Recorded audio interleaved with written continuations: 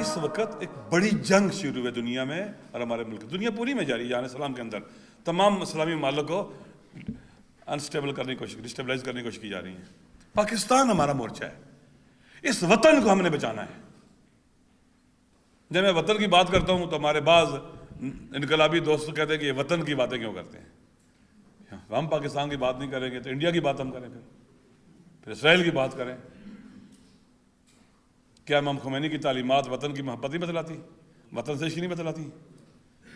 امام خمینی نے نہیں کہا کہ اپنے وطن کے خلاف خیانت کرنا جرم ہے، اپنے وطن کے دشمنوں سے تعلقات رکھنا حرام ہے، ہر وہ کام جس سے وطن کو نقصان ہو وہ گناہ اور حرام ہے؟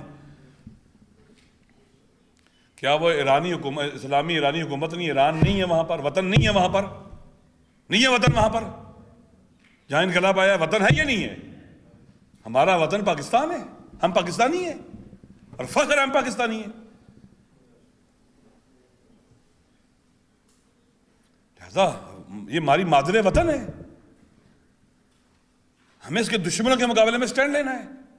یہ ہمارا دین کہتا ہے، ہمارا مکتب کہتا ہے، ہماری تعلیمات کہتی ہیں، اخلاق ہر چیز کہتی ہے کہ اپنے وطن کا دفاع کرنا ہے۔ اور امام خمینی نے لکھا ہے اپنے وطن کے دفاع کرتے ہوئے مر جاؤ تو شہید ہو۔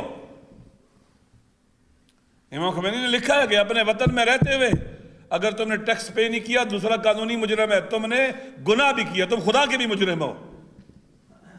امام خمینی نے لکھا ہے کہ ریڈ لائٹ اگر ٹریفک کی کراس کر رہے ہو دوسرا کرے گا تو قانون کا مجرم ہے، تم قانون کے مجرم بھی ہو، تم نے گناہ بھی کیا ہے۔ اگر مولوی ایسا کرتا ہے اس کے پیچھے نماز نہیں ہو سکتی۔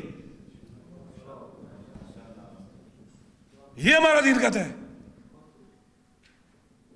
یہ ہماری مادر وطن، اس کو بچانا ہے، اہل وطن کو بچانا ہے، ان مظلوموں کو بچانا ہے۔ اگر ہم چپ ہو گئے، خاموش ہو گئے، شکست ہو جائے گی۔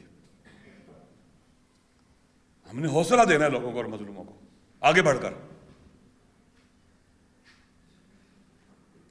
یقین کر لیں اگر ہم ان کے مقابلے میں سٹینڈ نہ لیتے تو پاکستان کی صورتحال اور ہوتی۔ ہم نے جنازے اٹھا کے بیٹھے، دھرنے دیے، ان کو رسوا کیا، ہم نے احتجاجات کی ہیں۔